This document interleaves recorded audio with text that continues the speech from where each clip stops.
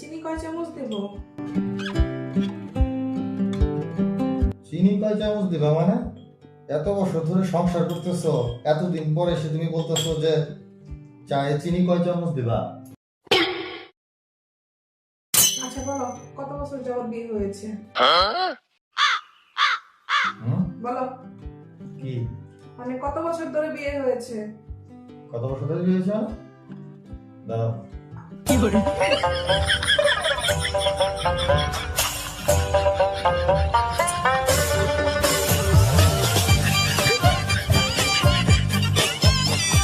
আচ্ছা এক চামচ দাও। এবার 1 চামচ দাও।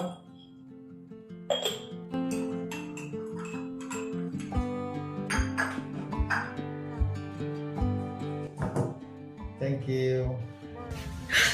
你别笑。